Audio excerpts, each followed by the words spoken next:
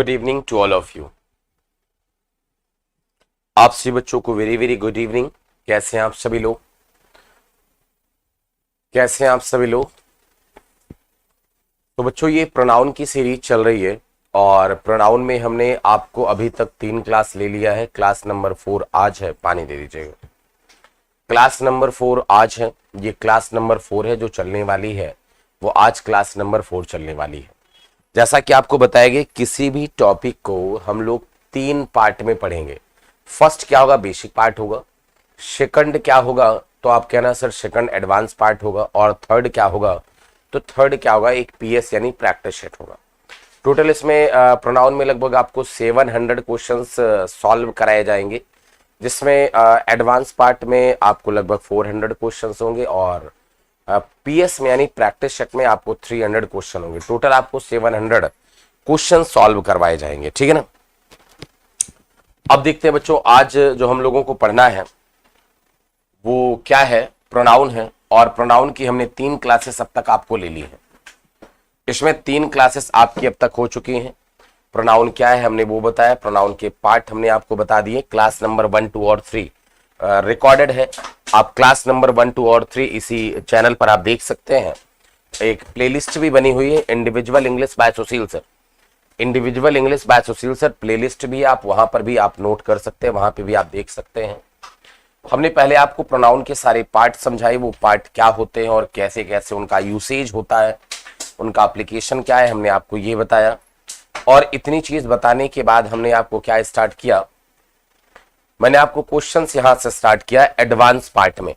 Advance part में मैंने आपको सवाल यहां से स्टार्ट किए कि किस प्रकार से होंगे। कल जो हमने आपको बताया था, कल हमने आपको क्या पढ़ाया था? एक बेसिक बात मैंने आपको क्या सिखाया था? अंकित कुमार पटेल, हेलो भाई, हेलो हेलो हेलो हेलो। चलो, तो कल मैंने आपको क्या सिखाया था, इस बात को आप सभी एक बार देख लो और फिर आगे चलते हैं हम लोग।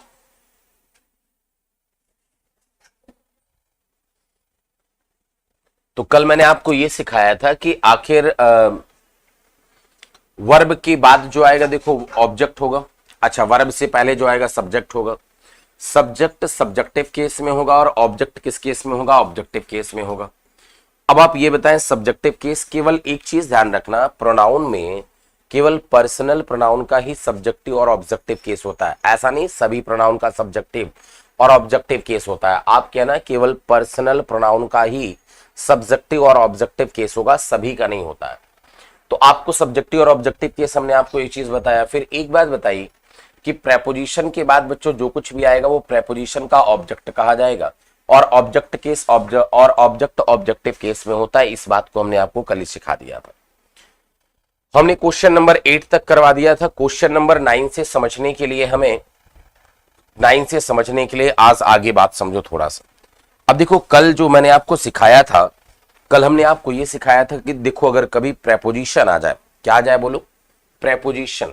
तो अगर कभी प्रेपोजिशन आ जाए तो प्रेपोजिशन के बाद जो कुछ भी आएगा वो प्रेपोजिशन का ऑब्जेक्ट कह दिया जाएगा। अच्छा, ऑब्जेक्ट ऑब्जेक्टिव केस में होगा, इस बात का भी ख्याल रखना आप सभी।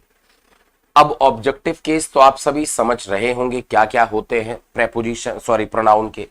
तो प्रोनाउन में केवल पर्सनल प्रोनाउन का ही सब्जेक्टिव और ऑब्जेक्टिव होता है। ऐसा नहीं कि सभी प्रोनाउन का आप सब्जेक्टिव और ऑब्जेक्टिव बना लेते हैं।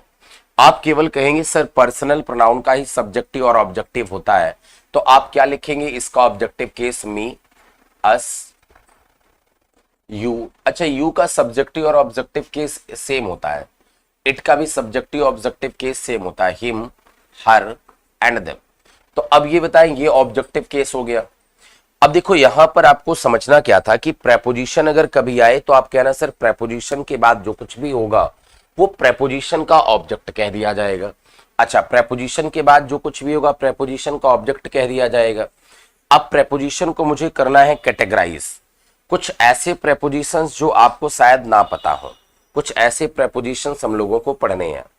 तो आप कहना कि पॉजिटिव सेंस वाले प्रेपोजिशन, फिर कहना नेगेटिव सेंस वाले प्रेपोजिशन, फिर कहना प्रेपोजिशनल फ्रेज। अब ऐसे हमें कुछ प्रेपोजिशन को पढ़ना है। वो सब आपके क्या है ये बात हम लोगों को सीखनी है। तो आप कह दीजिएगा अगर पॉजिटिव प्रेपोजिशंस कौन कौन से हैं जो हमें नहीं पता, तो आप कहना like, with, together with, along with, फिर कहना इंक्लूडिंग, और लास्ट में कहना पॉजिटिव प्रेपोजिशन में इन एडिशन टू। तो आप कहना सर ये पॉजिटिव प्रेपोजिशन में आएंगे, ये भी प्रेपोजिशन ही कहे जाते हैं, ये कुछ और नहीं होते। फिर हमने कहा नेगेटिव प्रेपोजिशन की अगर बात करें तो आप कहना sir unlike, but, except, and not,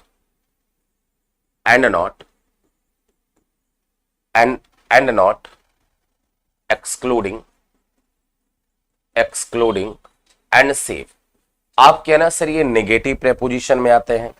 अच्छा, प्रेपोजिशनल फ्रेज की बात करें तो प्रेपोजिशनल फ्रेज जो होगा वो वर्ब की थर्ड फॉर्म यानी पास्ट पार्टिसिपल के साथ एक प्रेपोजिशन मिला करके प्रेपोजिशनल फ्रेज का निर्माण किया जाएगा। वर्ब की थर्ड फॉर्म के साथ एक प्रेपोजिशन मिला करके प्रेपोजिशनल फ्रेज का निर्माण किया जाएगा। बात समझ में आ गई है?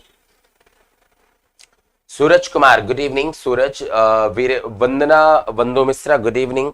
सूरज कुमार सर ऐप पर नहीं चल रहा है। भैया ऐप पर चलेगा, आपको मंडे से ऐप पर भी चलने लगेगा। अभी यूट्यूब पर चल रहा है, डेमो क्लास है, अभी यूट्यूब पे चल रहा है, मंडे से ऐप पर भी आपको चलने लगेगा।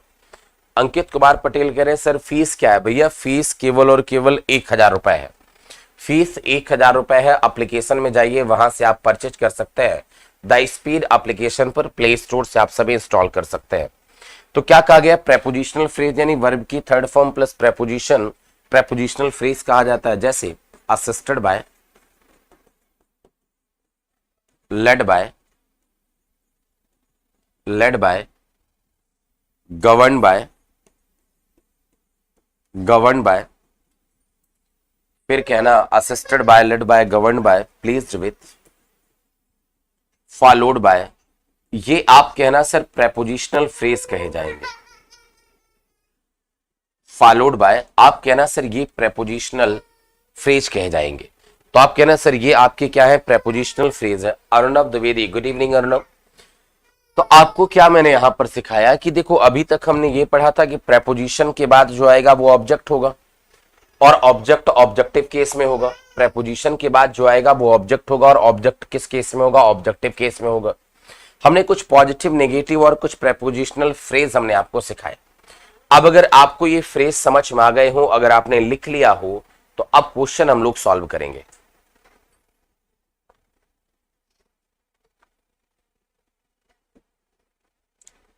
Rohit Anand good evening. रोहित टोने स्टार्क गुड मॉर्निंग। अच्छा,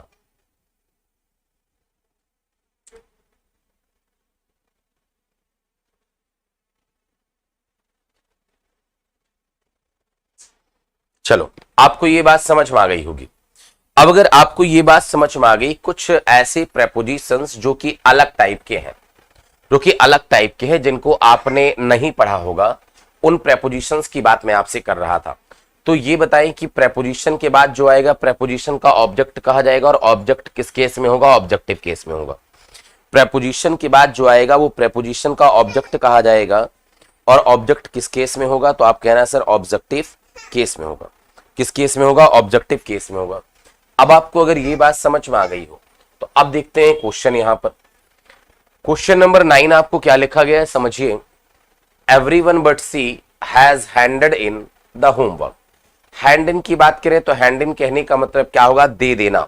हैंड इन कहने का मतलब क्या होगा? देना, ठीक है, सौंपना। हमने कहा everyone but she has handed in the homework. अब अगर आप सभी यहां पर बट की बात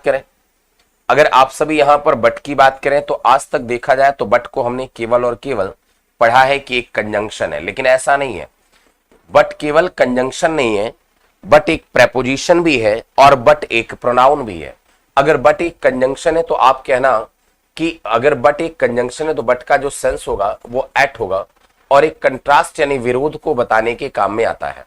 कंट्रास्ट यानी विरोध को बताने के काम में आता है। अगर कंजंक्शन है बट तो तब इसका लेकिन, किंतु, परंतु होता है। अगर बट एक प्रेपोजिशन है अगर बट एक प्रेपोजिशन है, तो आप कहना सर अगर बट एक प्रेपोजिशन है तो इसका जो सेंस आएगा, तो आप कहना सर बट अगर प्रेपोजिशन है तो इसका सेंस होगा क्या, एक्सेप्ट होगा, EXCEPT। अगर बट एक प्रेपोजिशन है तब ये एक्सक्लूडिंग की प्रेपोजिशन कही जाती है, यानी एक्सक्लूड करने की प्रेपोजिशन कही जाती है। अगर बट एक प्रोनाउन है, अगर बट एक प्रोनाउन है तो आप कहना सर उस केस में इसका जो सेंस होगा वो हु नॉट या विच नॉट होगा। क्या होगा बोलो, हु नॉट या विच नॉट होगा। अगर बट एक प्रोनाउन है तो इसका मतलब क्या होगा, हु नॉट, इसका सेंस क्या होगा, हु नॉट या विच नॉट होगा। अब आप ये बताएं कि अगर बट एक प्रोनाउन है तो आप कहना सर ये केवल रिलेटिव प्रोनाउन कहा जाता है। क्या कहा जाता है, तो आप कहना सर ये रिलेटिव प्रोनाउन कहा जाता है। हमने कह दिया कि बट अगर एक कंजंक्शन है तो इसका मतलब होता है एट, यानी किंतु परंतु। अगर बट एक कंजंक्शन है तो इसका मतलब होगा एट, किंतु परंतु या लेकिन। लेकिन जब ये कंजंक्शन होता है तो ये विरोधाभास यानी कंट्रास्ट को शो करने के लिए यूज किया जाता है। अगर बट एक प्रेपोजिशन है तो आप कहना सर ये एक्सक्लूडिंग की प्रेपोजिशन कही जाती है, और जब एक्सक्लूडिंग की प्रेपोजिशन होती है तो इसका मतलब होता है एक्सेप्ट, यानी छोड़कर। अगर बट एक प्रोनाउन है तो आप कहना सर इसका मतलब हु नॉट या विच नॉट होता है, और एक रिलेटिव प्रोनाउन कहा जाता है। इसी प्रोनाउन में आपको बट को मैं एक्सप्लेन करूंगा, इसी प्रोनाउन में बट को एक्सप्लेन करूंगा कि बट क्या होता है। ये बात समझ में आ गई।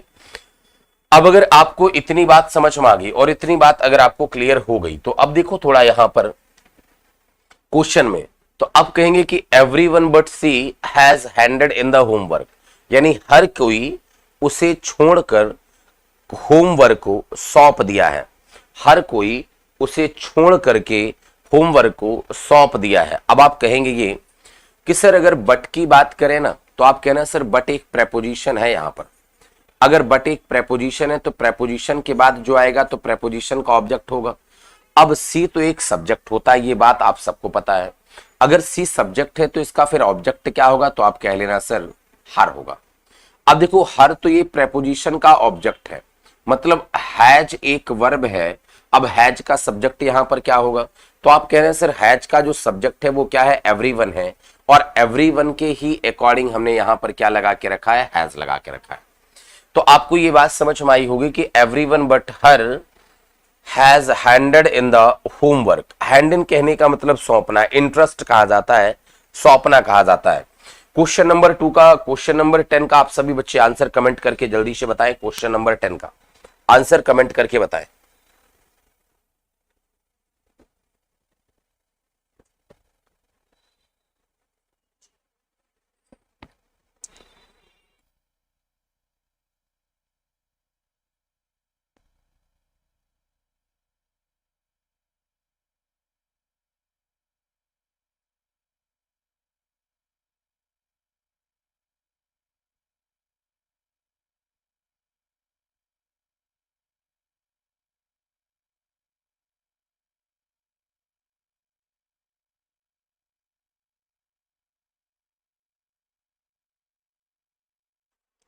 बिल्कुल सही है। क्वेश्चन नंबर 10 में जो आपका आंसर होगा, आप कहेंगे no one can help you, यानी कोई भी आपकी मदद नहीं कर सकता मुझे छोड़ करके। यानी बट एक प्रेपोजिशन है यहां पर, और अगर बट एक प्रेपोजिशन है तो आप कहोगे कि सर बट के बाद जो आएगा बट का ऑब्जेक्ट होगा। अब आई तो एक सब्जेक्ट होता है और इसका ऑब्जेक्ट देखो क्या होता है, मी। आप कहना सर क्या होगा यहां पर, मी हो जाएगा। अगला सवाल देखें, it is a secret between you and he. हमने कह दिया ये एक सीक्रेट है आपके और उसके बीच में। तो अब आपने कहा सर बिटवीन एक प्रेपोजिशन है। अब प्रेपोजिशन के बाद जो आएगा वो प्रेपोजिशन का ऑब्जेक्ट होगा। अब प्रेपोजिशन का ऑब्जेक्ट तो यहां पर यू है। अब अच्छा, यू सब्जेक्ट और ऑब्जेक्ट दोनों सेम होता है, तो ये तो यू सही है। अब इसी प्रेपोजिशन का ऑब्जेक्ट ये हिम, ही भी तो है, लेकिन ही एक सब्जेक्ट होता है। ये बात आप सबको पता है कि ही एक सब्जेक्ट होता है। अगर ये सब्जेक्ट है तो इसका ऑब्जेक्ट क्या होगा, तो आप कह लेना सर इसका ऑब्जेक्ट क्या कहा जाता है, हिम कहा जाता है। तो प्रेपोजिशन के बाद जो आएगा वो प्रेपोजिशन का ऑब्जेक्ट कहा जाएगा। प्रेपोजिशन के बाद जो आएगा बच्चों, प्रेपोजिशन का ऑब्जेक्ट कहा जाएगा। क्वेश्चन नंबर 12 का आंसर कमेंट करेंगे आप सभी। क्वेश्चन नंबर 12 का आंसर कमेंट करेंगे Ashutosh Pandey. Good morning Ashutosh. Question number 12 का आंसर कमेंट करें जल्दी से। क्वेश्चन नंबर 12 का आंसर कमेंट करें जल्दी से सभी बच्चे। सभी बच्चे जल्दी से कमेंट करें, और जितने बच्चे लाइव है बच्चों एक बार वीडियो को शेयर कर दो यार, वीडियो को शेयर करो एक बार आप सभी जल्दी से फास्ट। जितने बच्चे लाइव हैं सभी बच्चे शेयर करें वीडियो को जल्दी से। गुड मॉर्निंग भैया, अभी गुड मॉर्निंग हुई आप लोगों की। जितने बच्चे लाइव हैं वीडियो को एक बार शेयर करिए जल्दी से, और वीडियो को लाइक करें फास्ट, जल्दी से लाइक करें और जल्दी से शेयर करें।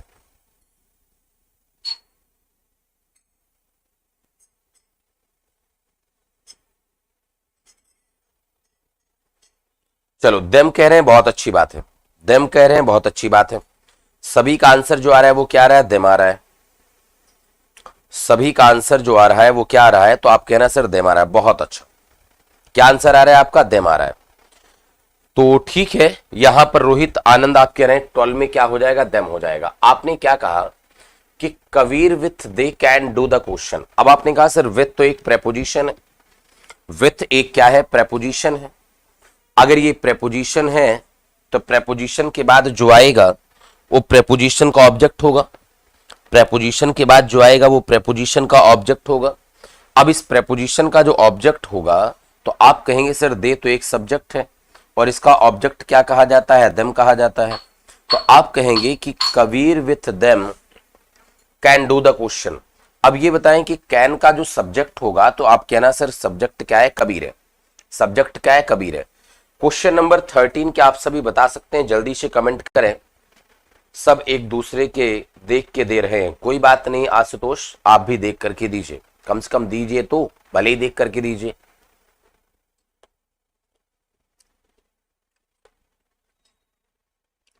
तो क्वेश्चन नंबर 13 का आंसर बताएं जल्दी से।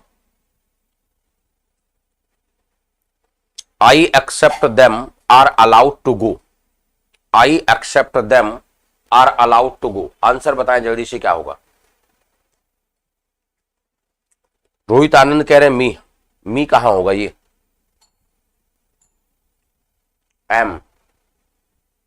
चलो ठीक है, और बच्चे बताएं आंसर फास्ट। अब देखो आप,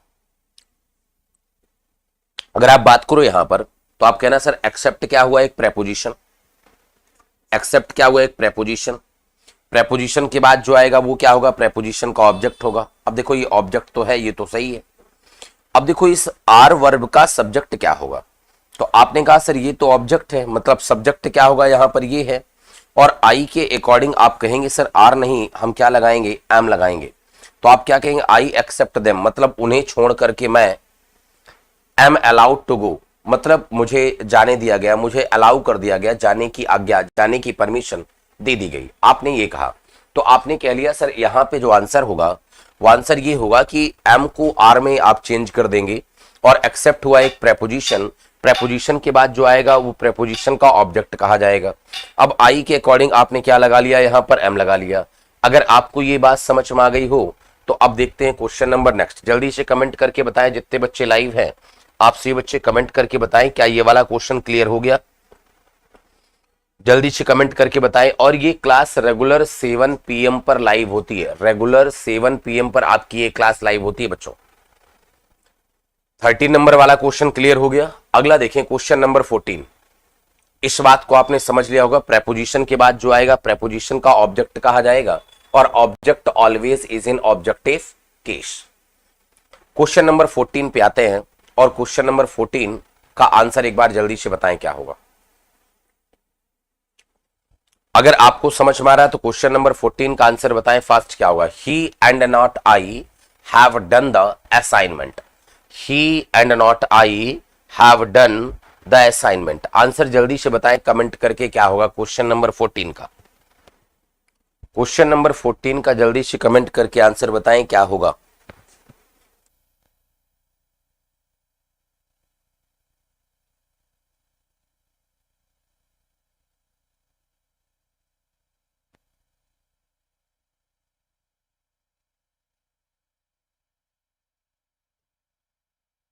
तो इसमें रोहित आनंद का आंसर आ रहा है me has. Sahu Shubham, yes sir, क्या हुआ साहू शिवम, सॉरी शुभम। लवेबल ब्लॉक्स मी आंसर आ रहा है, और बच्चे बताएं आंसर जल्दी से। जय श्री राम, PPD एवरीथिंग, जय श्री राम, जय श्री राम भैया। अब देखो यहां पर क्या लिखा गया कि he and not I have done the assignment. क्या लिखा गया? He and not I have done the assignment. अब देखो यहां पर हमने कहा कि he and not I have done the assignment. अब आप ये बताइएगा, यहां पर थोड़ा सा समझिएगा कि एंड नॉट जो है ना, वो एंड नॉट एक प्रेपोजिशन है। इसका मतलब और नहीं, गलत होगा। इसका मतलब होता है एक्सेप्ट, यानी क्या? छोड़कर। इसका मतलब होता है एक्सेप्ट यानी क्या? छोड़कर। और ये प्रेपोजिशन है, तो प्रेपोजिशन के बाद आए तो प्रेपोजिशन का ऑब्जेक्ट होगा, मतलब आई नहीं, क्या होना चाहिए? मी होना चाहिए। अब इस वर्ब का जो सब्जेक्ट है, तो आप कहना सर इस वर्ब का सब्जेक्ट तो ही होगा। अगर इस वर्ब का सब्जेक्ट ही है तो आप क्या लगाएंगे? हैज लगाएंगे। क्या आपको ये वाला सवाल समझ में आया? ये वाला क्वेश्चन आप सभी को क्लियर हुआ? अगर ये वाला क्वेश्चन क्लियर हुआ तो बहुत अच्छी बात है, और नहीं क्लियर हुआ तो अगेन आप सभी देखें। सवाल समझ में आया? बहुत अच्छी बात है। अगर ये सवाल समझ में आया तो क्वेश्चन नंबर 15 अगेन कमेंट करके बताएं आंसर। क्वेश्चन नंबर 15 का आंसर क्या होगा? जल्दी से। धर्मेंद्र कुमार, मी हैज, बिल्कुल सही है। क्वेश्चन नंबर 15 का आंसर कमेंट करके बताएं। 15 का आंसर क्या होगा? Only boys and not I am guilty. Only boys, केवल लड़के मुझे छोड़ करके अपराधी हैं, गिल्टी हैं। केवल लड़के मुझे छोड़ करके गिल्टी है। Only boys and not I am guilty. Answer जल्दी से बताएं क्या बनेगा क्वेश्चन नंबर 15 का। रोहित आनंद का आंसर आ रहा है मी आर। रोहित आनंद का आंसर आ रहा है मी आर। और बच्चे बताएं आंसर जल्दी से। Lovable blocks me are. और बच्चे बताएं जल्दी से। सभी बच्चे कमेंट करें जल्दी से।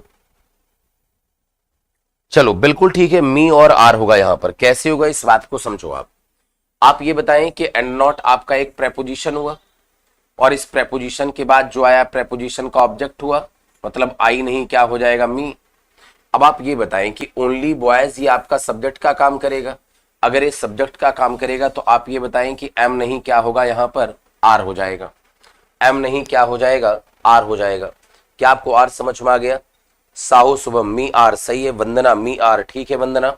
चलो अगला आंसर बताएं। क्वेश्चन नंबर 16 का आंसर बताएं जल्दी से।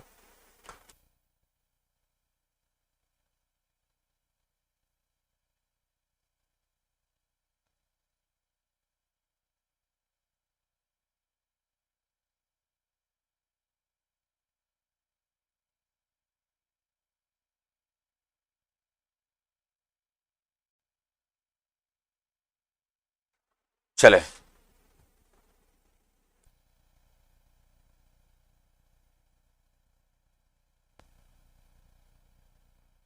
हाँ, तो ठीक है। इसमें जो रोहित आनंद का आंसर आ रहा है 16 में, वो ही मारा है।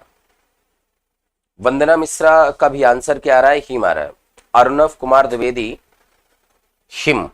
अब देखो एक बात समझो, यहां पर क्वेश्चन 16 था, हमने कहा बट यहां पर देखो एक हुआ प्रेपोजिशन, और बट का मतलब यहां पर छोड़कर है, एक्सेप्ट। और प्रेपोजिशन के बाद जो आया वो प्रेपोजिशन का ऑब्जेक्ट होगा, तो ही नहीं, क्या लगाएंगे? हिम। अब यहां पर एवरीबडी क्या है? आपका एक सब्जेक्ट है, और इस सब्जेक्ट के अनुसार वॉज सही है। इस सब्जेक्ट के अनुसार एवरीबडी के अकॉर्डिंग सही है। क्वेश्चन नंबर 17 का आंसर कमेंट करें जल्दी से। क्वेश्चन नंबर 17 का आंसर जल्दी से कमेंट करें फास्ट। क्वेश्चन नंबर 17 का answer Pragati but he is married to I. जल्दी से कमेंट करें आंसर, जल्दी से बच्चे।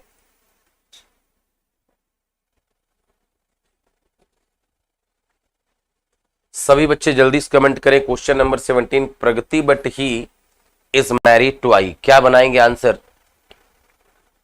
साहू शुभम हिम, सहवाग चौहान हिम, ठीक है।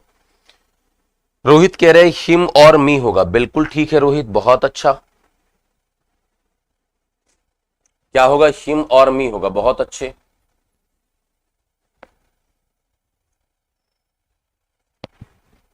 और बच्चे बताए आंसर। साहू स्वम हिम और मी। अरुणव 17 हिम और मी, वो बहुत अच्छी बात। वंदना बहुत अच्छी बात। ये सभी बच्चे अच्छे हैं, मजा आती है। देखो रेगुलर 7 PM पे लाइव आए और निश्चित रूप से मजा बहुत आएगी। अब आपने क्या कहा कि Pragati but he is married to I. अब सुनिएगा, बट ये क्या है? प्रेपोजिशन है, और प्रेपोजिशन के बाद जो है प्रेपोजिशन का ऑब्जेक्ट हिम हुआ। अब प्रगति के अकॉर्डिंग इसने इस सही लगा के रखा है। टू एक प्रेपोजिशन हुआ और प्रेपोजिशन के बाद जो है टू का क्या हुआ, ऑब्जेक्ट हुआ, मतलब क्या हो जाएगा, मी हो जाएगा। यानी आपने क्या कह लिया कि Pragati but him is married to me. बात समझ में आ गई है? अगर ये बात समझ में आ गई तो क्वेश्चन नंबर 18 कमेंट करें जल्दी से। क्वेश्चन नंबर 18 फटाफट कमेंट करें। 18 नंबर का क्वेश्चन कमेंट करें जल्दी से, क्या होगा? The minister along with I have been invited to the party. यानी मिनिस्टर के साथ साथ मैं भी पार्टी में इनवाइट किया गया हूं। The minister along with I have been invited to the party. The minister along with I have been invited to the party. Sehwag Chauhan, me और हैज, मी और हैज। वंदना, शनि यादव, रोहित आनंद, बहुत सही है। मी और हैज क्या होगा देखो। अब आप ये कहोगे कि सर अलोंग विथ एक क्या हुआ, प्रेपोजिशन। अब तो आपको समझ में आने लगा होगा, ये टाइप आपको समझ में आने लगा होगा। प्रेपोजिशन के बाद जो आएगा वो प्रेपोजिशन का ऑब्जेक्ट होगा, मतलब आई नहीं, क्या होना चाहिए, मी। अब इस वर्ब का जो सब्जेक्ट बनेगा वो द मिनिस्टर होगा और द मिनिस्टर सिंगुलर है, और द मिनिस्टर अगर सिंगुलर है तो यहाँ पे हैव नहीं, क्या लगेगा, हैज लगेगा।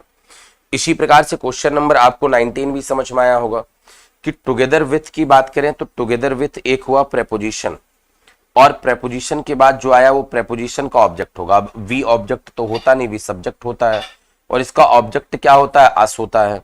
अब आप कहेंगे प्रिया एक आपका सिंगुलर सब्जेक्ट है, अगर ये सिंगुलर सब्जेक्ट है तो इसके अकॉर्डिंग हैव नहीं, क्या लगाएंगे आप, हैज लगा देंगे। क्वेश्चन नंबर 20 कमेंट करें। क्वेश्चन नंबर 20 कमेंट करें जल्दी से। एमर्स पॉइंट, सर ऑफलाइन में भी ऐसे पढ़ाते हैं कि बेसिक से पढ़ाते हैं?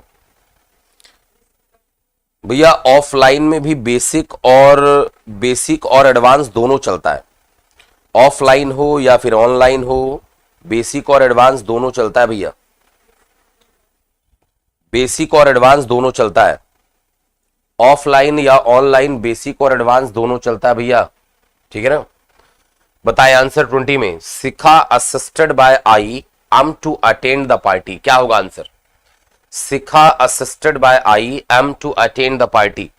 अब आपने कहा कि असिस्टेड बाय की बात करे की जाए, अगर करी जाए यहां पर, तो ये एक क्या हुआ, प्रेपोजिशनल फ्रेज हुआ, यानी प्रेपोजिशन हुआ। अब इसके बाद जो आएगा वो प्रेपोजिशन का ऑब्जेक्ट, यानी आई नहीं, बोलो क्या होगा, मी। आपने मी लगा दिया। अब एम का जो सब्जेक्ट होगा वो मी तो है नहीं, मी तो एक ऑब्जेक्ट है असिस्टेड बाई का, इसका सब्जेक्ट शिखा होगा। अब शिखा सिंगुलर है, इसी वजह से यहां पर मी एम नहीं, क्या लगाया जाएगा, इज लगाया जाएगा।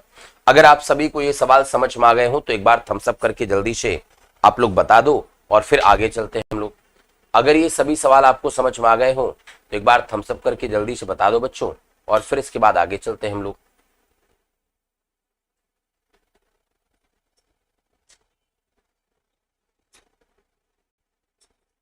क्या समझ में आ गए?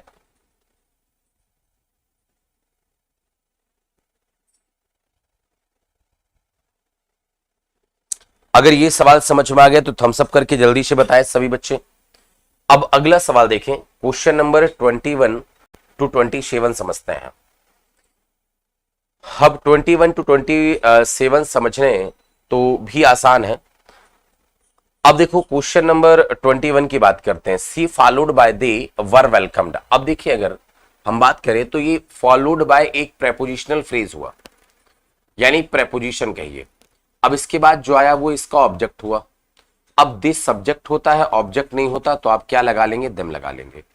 इस वर का जो सब्जेक्ट है बच्चों वो सी है, और सी तो एक सिंगुलर है, अगर सी सिंगुलर है तो वर भी नहीं होगा, क्या होगा, वॉज होगा। क्वेश्चन नंबर 22 समझिए थोड़ा सा।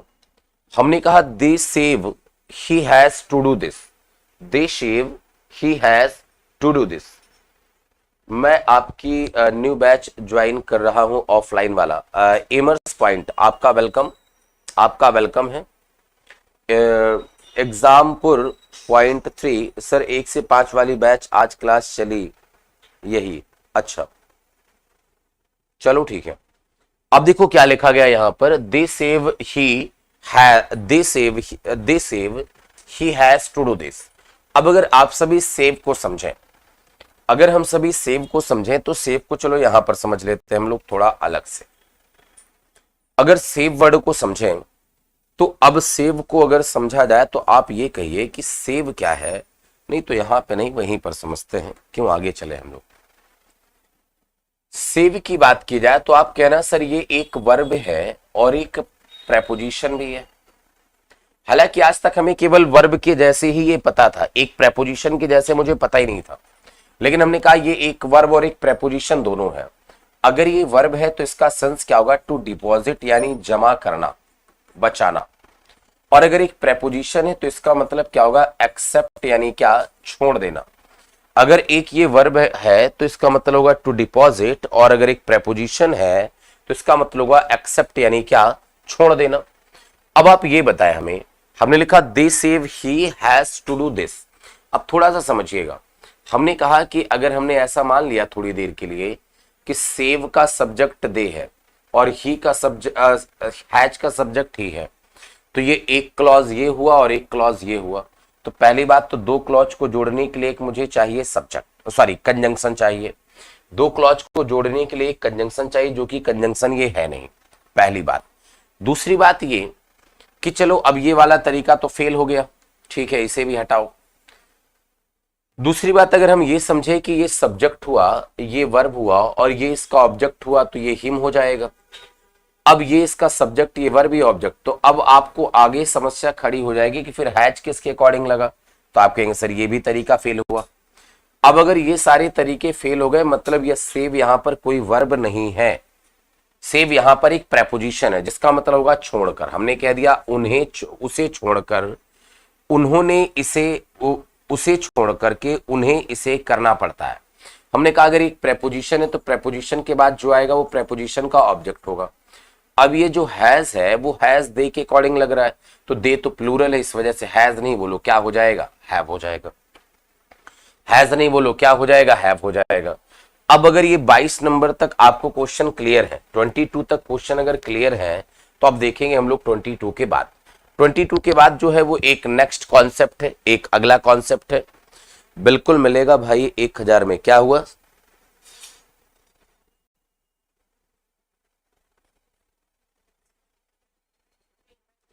शनि यादव भैया ये पेड बैच ही है, एप्लीकेशन में जाइए, इसे परचेज कर सकते हैं, अभी डेमो चल रहा है ये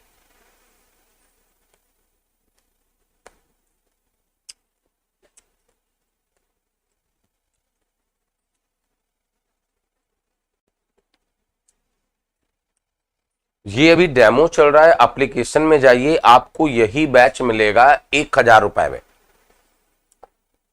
बाकी अभी डेमो चल रहा है, ये अभी डेमो चल रहा है आपके बैच का, यही बैच सेम 1000 रुपए में आपको एप्लीकेशन में जा करके परचेज कर सकते हैं।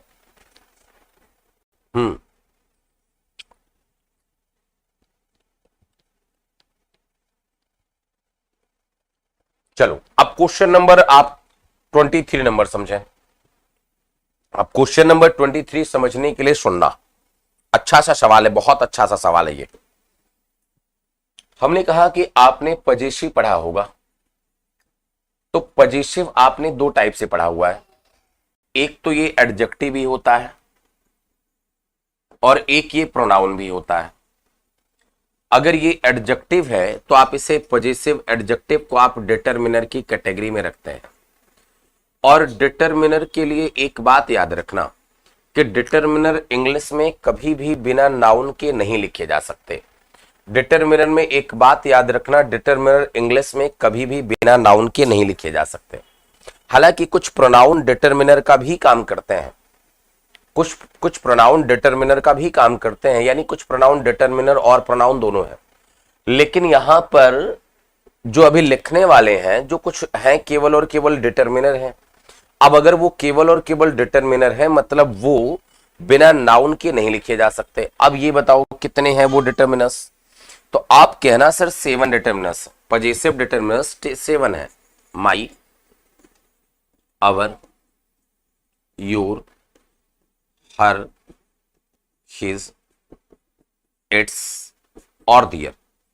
आप कहना सर ये 7 डिटरमिनर्स हैं, जो पॉजिटिव डिटरमिनर्स कहे जाते हैं, ये केवल और केवल डिटरमिनर होते हैं, इनका प्रोनाउन का कोई भी रूप नहीं होता है।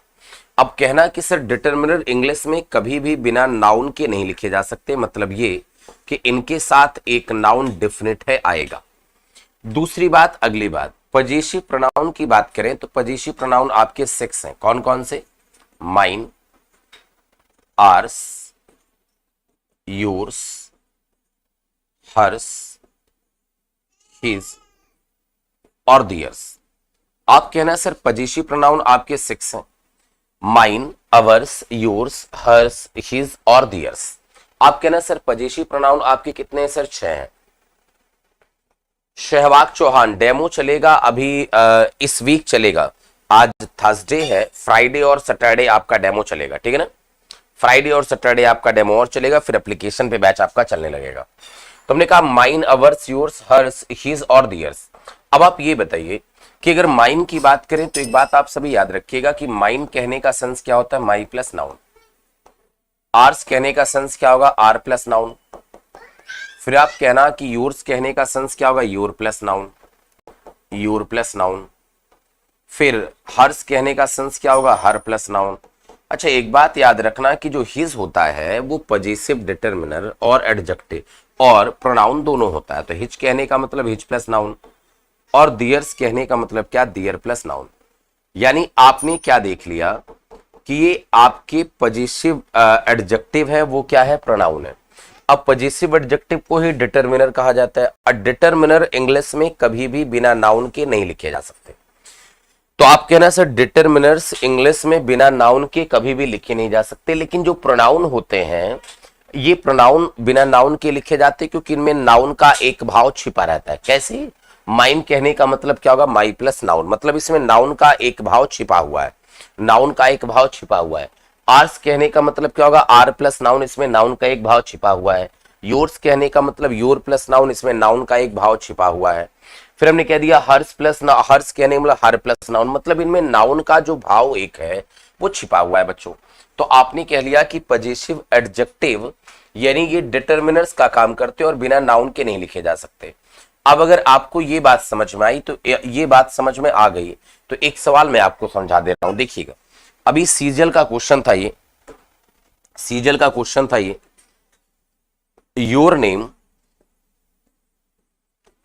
Name precedes mine in the admission list, in the admission list। हमने कहा इन द एडमिशन लिस्ट। अब आप हमें ये बताइएगा, हमने कहा कि आपका नाम मेरे नाम के कंपेयर में एडमिशन लिस्ट में पहले आता है। हमने ये, अच्छा इसमें जो एरर था वो ये एरर था कि प्रीसीड के साथ इसने बिफोर लगा के रखा। अगर याद होगा तो एरर आपका ये था कि प्रीसीड के साथ इसने बिफोर लगा के रखा है, एरर ये था। अब ये बताएं कि हमने ये कह दिया कि योर नेम, आपका नाम प्रीसीड पहले आता है माइन। अब माइन कहने का मतलब बच्चा यहां पर क्या आएगा? माई प्लस नाउन आएगा। अब ये कौन सा नाउन होगा? तो आप कहना सर जो नाउन यहां पे है ना, ठीक इसके पहले आने वाला ही नाउन कहा जाएगा। तो ये होता है बच्चों पजेसिव प्रोनाउन कहा जाता है, इसे पजेसिव प्रोनाउन कहा जाता है। और इसके एरर ना बड़े दमदार एरर होते हैं, बड़े अच्छे एरर होते हैं। तो अब आपने ये बात समझ ली होगी। अगर ये बात समझ ली तो अब आ जाए क्वेश्चन नंबर 23 पर। क्या लिखा गया? इट्स। क्या लिखा गया? It's, ITS। अब इट्स तो आपका केवल और केवल डिटरमिनर होता है, प्रोनाउन इसका होता ही नहीं है। तो आप कहेंगे सर अकेले तो आप इसे लिख नहीं पाओगे। अब एक बात और, एक और चीज होती है हमारे पास, तो एक बात और समझ लेना, एक हमारे पास होता है IT''S। अब IT''S कहने का मतलब होता है क्या? इट इज होता है, या तो इट वॉज होता है, या फिर इट हैज होता है, या फिर इट हैज होता है। अब IT''S कहने का सेंस क्या होगा? या तो इट इज होगा, या फिर इट वॉज होगा, या फिर क्या होगा? इट हैज होगा। अब आप ये बताएं, पजेसिव अगर हम बात करें यहां पर तो आप कहना सर ये एक डिटरमिनर है और डिटरमिनर बिना नाउन के लिखा जाएगा नहीं, ये यानी एक पजेसिव एडजेक्टिव है, पजेसिव एडजेक्टिव बिना नाउन के लिखा जाएगा नहीं। ये बात आपको यहां से समझ में आई। अब यहां से अगर आपको ये बात समझ में आई तो मतलब ये तो गलत है। अगर ये गलत है तो आप क्या लगा सकते हो? IT''S। अब IT apostrophes according to sentence आप इट इज सेंस निकाल सकते हैं, इट वाज निकाल सकते हैं, इट हैज निकाल सकते हैं। अब हमने क्या कहा कि यहां पे इट इज निकालिए या इट वाज निकालिए, दोनों सही है। हमने कह दिया कि इट्स नॉट गुड फॉर, मतलब ये सही नहीं है, ये लाभदायक नहीं है। योर्स करियर आर दियर, लेकिन अभी भी गलती है। क्या गलती है? गलती ये है कि अगर योर्स को अगर आप देखें, अगर योर्स को देखें तो योर्स देखो एक प्रोनाउन है, वो लिखा है योर्स। योर्स एक क्या है? प्रोनाउन है। और योर्स कहने का मतलब योर प्लस नाउन, मतलब इसमें नाउन का भाव तो छिपा हुआ है जबकि इसके बाद एक नाउन है। इसमें नाउन का भाव छिपा है जबकि इसमें एक नाउन है ऑलरेडी। तो आप कहेंगे सर अब योर्स नहीं लगेगा, क्या लगा दीजिए? योर लगा दीजिए। हालांकि एग्जाम में एक ही गलती देगा, मैंने आपको समझाने के लिए कई सारी गलतियां की है। और दियर, अब दियर की बात करें तो आप कह रहे हैं सर दियर तो एक होता है एडजेक्टिव यानी डिटरमिनर होता है, ये लिखा है। अब दियर बिना नाउन के लिखा जाएगा नहीं, तो आप कहिए यहां पर क्या लगा लीजिए? दियर्स कह लीजिए। अब अगर आपने दियर्स कह लिया तो दियर्स का मतलब क्या हो गया? दियर प्लस नाउन, दियर प्लस नाउन। अब इसके साथ कौन सा नाउन आएगा? तो आप कह लेना जो इसके ठीक पहले आया। ठीक पहले कौन सा आया? करियर आया। कौन सा नाउन आया? करियर आया। तो हम कहेंगे कि it's not good for your career or their, मतलब ये आपके करियर के लिए और उनके करियर के लिए अच्छा नहीं है, मतलब लाभदायक नहीं है, बढ़िया नहीं है। तो आपने क्या कहा? यहां पर योर लिखेंगे, यहां पर दियर लिखेंगे, यहां पर IT एपोस्ट्रोफी एस लिखेंगे। अगर 23 नंबर वाला सवाल आपको समझ में आया तो एक बार जल्दी से थम्स अप करके बताएं, फास्ट।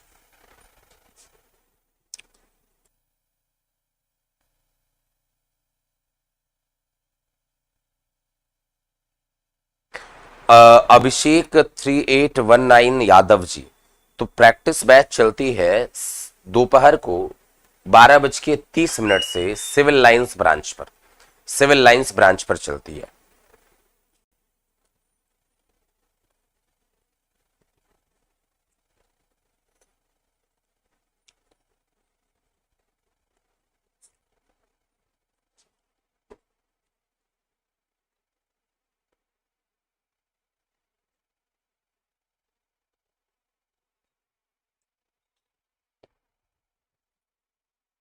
चलो, आपको ये बात समझ में आई? सर नहीं आया। शाहू शुभम, क्या समझ में नहीं आया? एक बार अगेन ध्यान दीजिए, फिर अगेन एक बार ध्यान दीजिए अगर समझ में नहीं आया तो। हमने क्या कहा कि ये पजेसिव दो तरह के इंग्लिश में होते हैं, एक होता है एडजेक्टिव, एक होता है प्रोनाउन। जो पजेसिव एडजेक्टिव होता है उसे आप डिटरमिनर्स के नाम से जानते हैं।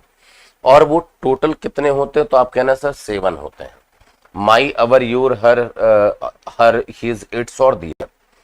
अब ये बताएं पजेसिव एडजेक्टिव यानी डिटरमिनर जैसे आप कहते हैं, तो डिटरमिनर बिना इंग्लिश में बिना नाउन के लिखे नहीं जा सकते। मतलब ये हुआ कि अगर ये वर्ड आते हैं तो इनके बाद एक नाउन जरूर है आएगा। दूसरी बात, अगर प्रोनाउन की बात करें तो प्रोनाउन कहने का मतलब माइन है, अवर्स है, योर्स है, हर्स है, हिज है और दियर्स है। तो माइन कहने का मतलब माई प्लस नाउन, अवर्स कहने का मतलब अवर प्लस नाउन, योर्स कहने का मतलब योर प्लस नाउन, हर्स कहने का सेंस क्या होगा? हर प्लस नाउन, और हिच कहने का सेंस क्या होगा? Hitch plus noun. दियर्स कहने का सेंस क्या होगा? दियर प्लस नाउन होगा। ठीक है ना? चलो, अब आप ये बताएं, आपको ये बात समझ में आ गई? अगर ये बात समझ में आ गई तो अब आ जाओ यहां पर। हमने कह दिया इट्स ITS। ITS तो एक डिटरमिनर होता है जो बिना नाउन के लिखा जा सकता नहीं। अब इसके बाद तो कोई नाउन है नहीं, नॉट तो एक एडवर्ब होता है। तो आप कहिए सर ये गलत है। अब एक होता है IT एपोस्ट्रोफियस। IT एपोस्ट्रोफियस ये कॉन्ट्रैक्टेड फॉर्म होती है, कंप्रेस्ड फॉर्म होती है। इट इज की, इट वॉच की, इट हैज की कंप्रेस्ड फॉर्म कही जाती है। इट इज की, इट वॉच की, इट हैज की कंप्रेस्ड फॉर्म कही जाती है। हमने कह दिया इट इज, इट वॉज या इट हैज इसका मतलब। अब सेंटेंस के कंटेक्स्ट के अकॉर्डिंग इसका मतलब निकाल लेना। हमने कह दिया कि इट्स, अब इट्स कहने का मतलब इट इज निकाल लो sense, it is not good for. अब हमने कहा योर्स करियर लिखा है, तो योर्स तो एक प्रोनाउन होता है। योर्स एक क्या होता है? प्रोनाउन होता है, जबकि इसका मतलब होता है योर प्लस नाउन, मतलब एक नाउन का सेंस इसमें अगेन छिपा ही रहता है। और जबकि करियर लगा है यहां पर एक नाउन, अगर करियर एक नाउन लगा है तो आप इसे एडजेक्टिव बना दीजिए, डिटरमिनर बना दीजिए, आप योर कर दीजिए। और फिर लिखा आपने डियर। अब डियर की बात करें तो डियर एक क्या है, डिटरमिनर है, और डिटरमिनर अगर डियर है तो आप कहना सर अगर डिटरमिनर डियर है तो इसके साथ एक नाउन आएगा, जो कि नाउन आया नहीं। अगर नाउन नहीं आया तो आप ऐसा करो इसे प्रोनाउन बना दो। आपने बना क्या दिया, प्रोनाउन डियर्स। अब डियर्स का मतलब क्या हो जाता है, डियर प्लस नाउन। तो यानी इसके साथ एक नाउन का भाव छिपा हुआ है। कौन सा नाउन, आप कह देना सर करियर का। तो अब आप ये, अच्छा ये हम प्रोनाउन पजेशी प्रोनाउन क्यों लगाते हैं, क्योंकि इसी वजह से लगाते हैं कि एक बार नाउन अगर आ गया तो सेकंड टाइम उसका प्रोनाउन आएगा, अगेन वही नाउन रिपीट नहीं हो सकता। अगर एक बार नाउन आ गया तो अगेन वही नाउन रिपीट नहीं हो सकता, इसका क्या आएगा, एक प्रोनाउन आएगा, ठीक है ना। तो आपने कह लिया कि यहां पर हम क्या कहेंगे, दियर, नाउन, दियर प्लस नाउन यानी दियर्स कहेंगे। अब समझ में आया नहीं आया, जल्दी से बताएं आप सभी। चलो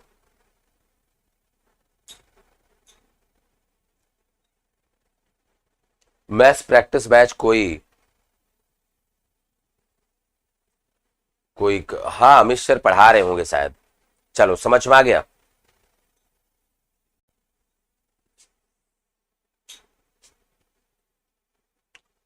चलो अगर आपको ये बात अब समझ में आ गई, और जो कि आपको समझ में आ गई होगी, अगर ये बात आपको समझ में आ गई, जो कि समझ में आ गई होगी, तो अब ये बताएं 24 नंबर वाले क्वेश्चन के लिए आपके पास ऑप्शन है ITS और बी ऑप्शन है IT एपोस्ट्रोफी एस। क्या लगाएंगे?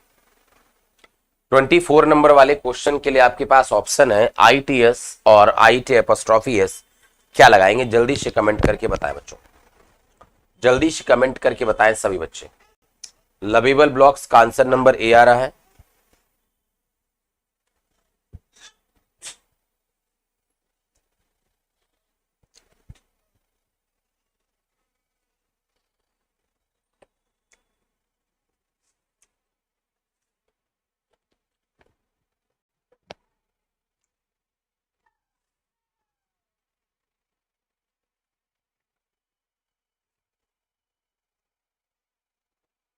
पंकज आपको लग नहीं रहा आप गलत कर रहे हैं?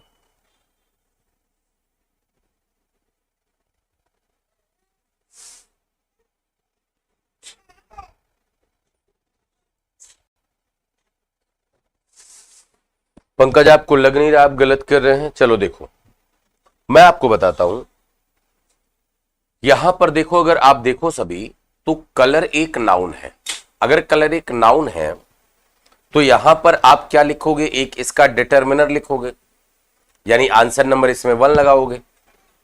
अब IT एपोस्ट्रोफियस कहने का तो सेंस इट इज हो जाएगा। अब अगेन एक वर्ब लगा हुआ है तो क्यों लगा रहे हो ये। इसी तरह क्वेश्चन नंबर 25 में आपके पास ऑप्शन है ITS और बी ऑप्शन है IT एपोस्ट्रोफी एस। बताएं क्या आंसर होगा, ITS और IT एपोस्ट्रोफी एस। जल्दी से बताएं आंसर क्या होगा, फास्ट सभी बच्चे आंसर कमेंट करके बताएं जल्दी से।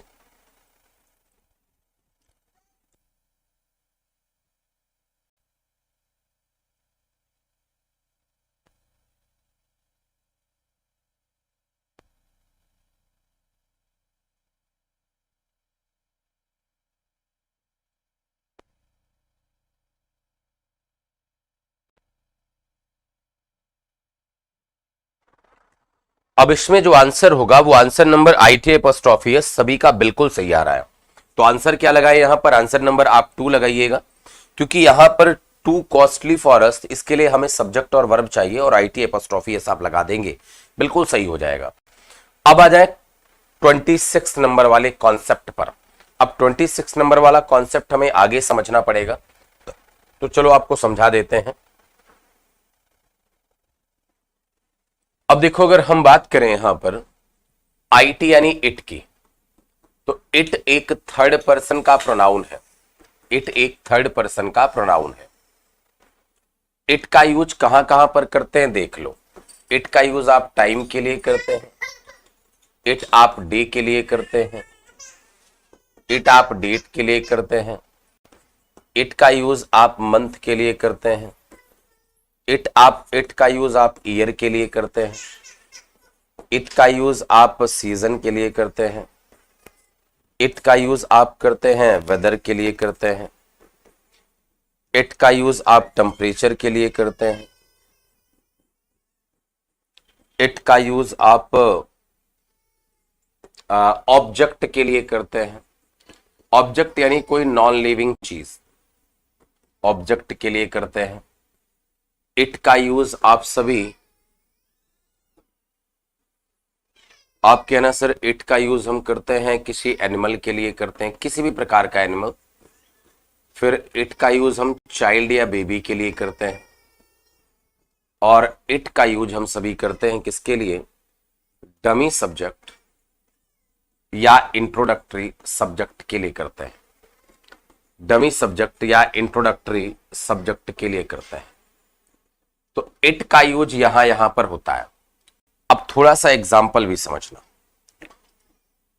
अब जैसे आप इस बात को तो भली भांति समझते होंगे कि टाइम के लिए अगर देखा जाए तो आप सभी जानते हैं कि it is 9 o'clock, it is 10 o'clock, ये टाइम है। संडे के लिए it is Sunday, it is Monday. फिर डेट के लिए लगाए तो इट इज 28 जुलाई, इस प्रकार से। मंथ के लिए तो इट इज जुलाई। ईयर के लिए इट वॉज 2019। सीजन के लिए अगर लगाए तो आप कहना कि it is winter, it is summer.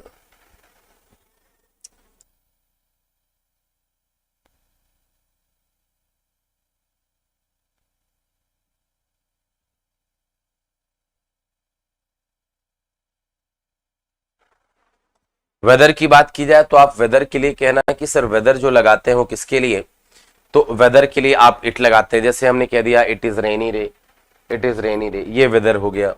Temperature की बात करें तो इट इज कोल्ड, ये टेम्परेचर आपका हो गया। फिर ऑब्जेक्ट की बात करें यानी कोई भी नॉन लिविंग चीज के लिए आप क्या लगाते हैं, इट लगाते हैं। जैसे हमने कह दिया कि I bought a pen, I bought a pen. फिर हमने कहा कि इट इज ब्लैक, मैंने पेन खरीदा, वो काला है। अब ये बताएं इट का यूज जो हमने किया वो किसके लिए किया, पेन के लिए। यानी किसी नॉन लिविंग चीज के लिए भी इट लगाते हैं। इट आप किसी एनिमल के लिए भी इट ही लगाते हैं, कुछ और नहीं लगाते। अगर कोई एनिमल है तो उसके लिए भी आप क्या लगाएंगे, इट ही लगाएंगे। जैसे हमने कहा आई सॉ अ स्नेक, मैंने एक स्नेक देखा। It was lying on the road, वो स्नेक रोड पर पड़ा था। तो आपने इट जो लगाया वो स्नेक के लिए लगाया, और स्नेक एक एनिमल की कैटेगरी में आ जाएगा। अच्छा, चाइल्ड और बेबी के लिए भी आप क्या लगाते हैं, इट ही प्रयोग करते हैं। चाइल्ड और बेबी के लिए आप क्या लगाते हैं, इट ही लगाते हैं। हालांकि हम सभी जानते हैं कि चाइल्ड या बेबी, हम सभी नॉर्मली ऐसा जानते हैं कि चाइल्ड या बेबी को हम लोग सोचते हैं कि यार केवल ये व्यक्ति का ही बच्चा चाइल्ड या बेबी कहा जाएगा, ऐसा नहीं है।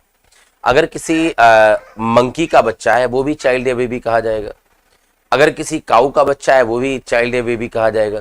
किसी मछली का बच्चा है वो भी चाइल्ड या बेबी कहा जाएगा। मतलब किसी जानवर, किसी कीट पतंगों के बच्चे को भी आप लोग चाइल्ड या बेबी कहते हैं, आप लोग चाइल्ड या बेबी कहते हैं। तो चाइल्ड या बेबी उनको भी कहा जाता है। तो अब आप क्या कहेंगे, आप ये कहेंगे कि sir the baby was crying, the baby was crying, और फिर आपने लगा लिया it must be hungry, वो बेबी क्या होगा, हंगरी होगा, भूखा होगा। मतलब दूध के लिए होगा, भूखा होगा। तो अब आप ये बताएं कि आपने क्या लगा लिया, इट का यूज आपने किसके लिए कर लिया, बेबी के लिए कर लिया। इट का यूज आपने किसके लिए कर लिया, बेबी के लिए कर लिया। तो आपने कहा सर बेबी के लिए हमने क्या लगा लिया, इट लगा लिया। तो हमने कहा the baby was crying, it must be hungry. बात समझ में आ गई है। अब ये बताएं अगर आपको इतनी बात समझ में आ गई और ये बात आपको क्लियर हो गई है, ठीक है, क्या हुआ भैया, सर वोकेबलरी की क्लास का क्या हुआ, कोई जाता है प्रैक्टिस बैच में? अच्छा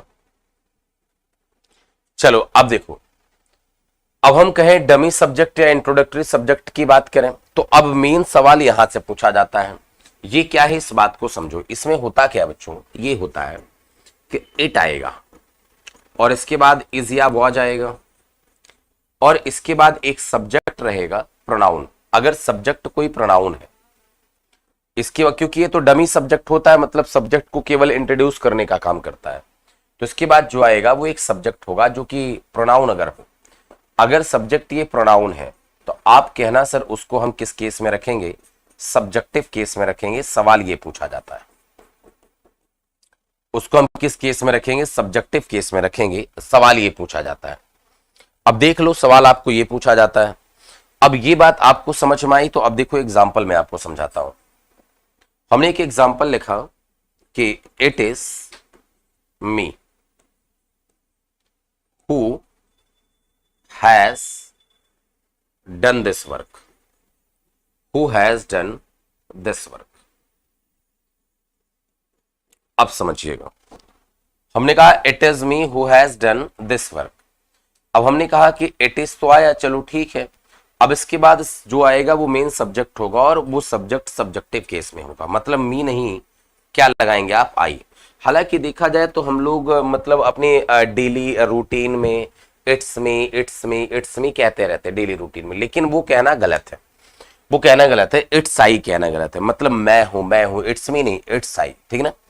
अब आप ये बताएं कि अगर आपने पढ़ा होगा तो हु को आप रिलेटिव प्रोनाउन कहोगे।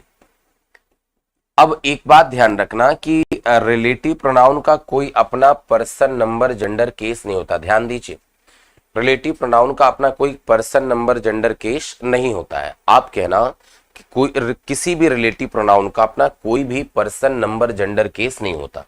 तो आप कहेंगे फिर क्या होता है, तो आप कहना सर इसके पहले रिलेटिव प्रोनाउन के पहले जो आएगा नाउन या प्रोनाउन, उससे आप एंटीसीडेंट कहते हैं। क्या कहोगे, एंटीसीडेंट कहोगे। अब एंटीसीडेंट का जो पर्सन नंबर जेंडर केस होगा वही रिलेटिव प्रोनाउन का होगा।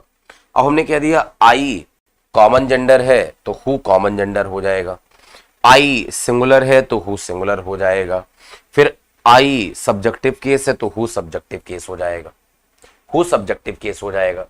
अब हमने कहा अगर सपोज मैं यहां पर ही लिख देता तो ही सिंगुलर होता तो हु सिंगुलर है, ही मैस्कुलिन जेंडर होता तो हु मैस्कुलिन जेंडर हो जाता। अब ही क्या है आपका, एक सब्जेक्टिव केस है तो हु सब्जेक्टिव केस होगा।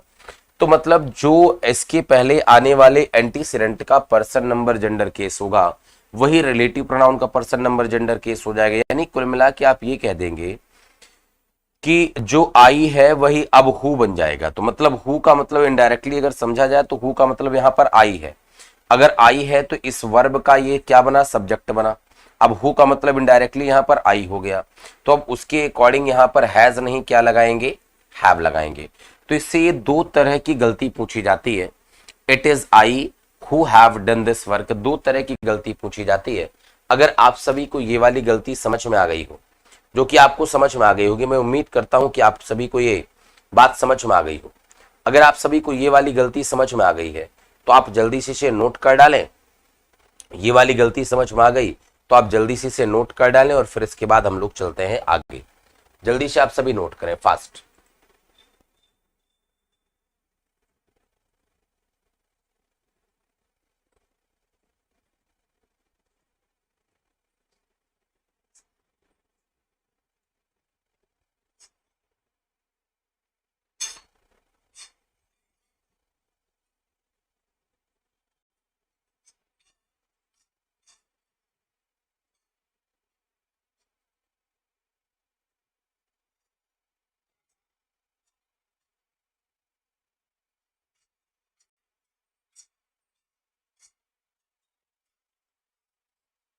चलो, अगर आपको ये बात समझ में आ गई और आपने नोट कर लिया होगा तो अब इसके बाद आगे देखते हैं हम लोग।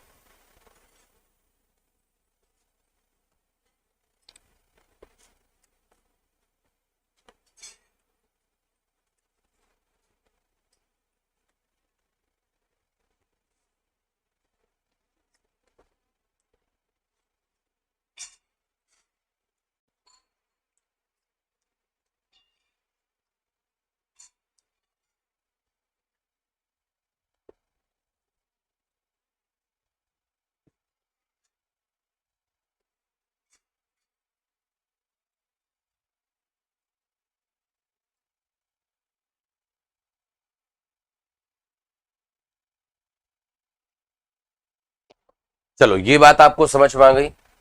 अब इसके बाद देखें क्वेश्चंस को। क्वेश्चन में क्या लिखा गया है, क्वेश्चन में लिखा गया है कि इट्स मी, तो मी कहना गलत होगा, यहां पर क्या कहिए, आई होगा।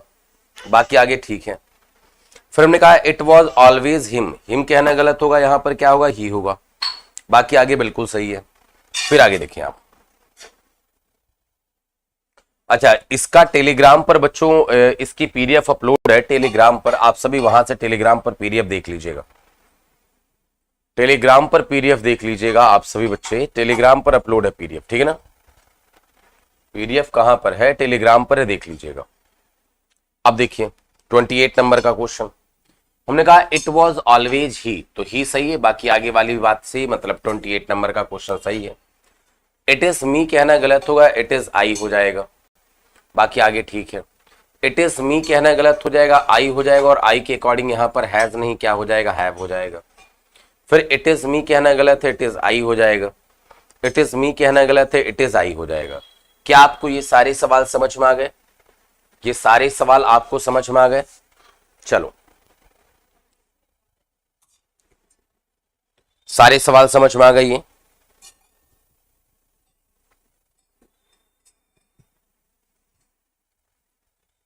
अब अगर ये सभी सवाल समझ में आ गए तो अब देखो हमने क्या बताया था, क्वेश्चन नंबर 33 का आंसर बताया जल्दी से। 33 का आंसर बताएं जल्दी से। The problem of many student in my batch of last week were solved. Answer बताएं फास्ट, क्या होगा, जल्दी से। जल्दी से आप सभी बच्चे कमेंट करके आंसर बताएं जल्दी से, क्या होना चाहिए।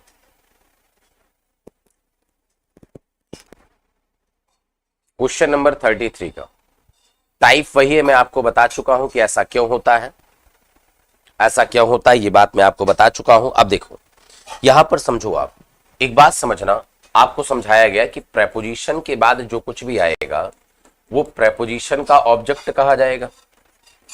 प्रेपोजिशन के बाद जो कुछ भी आएगा प्रेपोजिशन का ऑब्जेक्ट कहा जाएगा, और ऑब्जेक्ट ऑब्जेक्टिव केस में होगा। अब देखिए क्या होता है यहां पर ज्यादातर बच्चों को कि वर एक, देखो वर्ब है, वर एक क्या है, वर्ब है।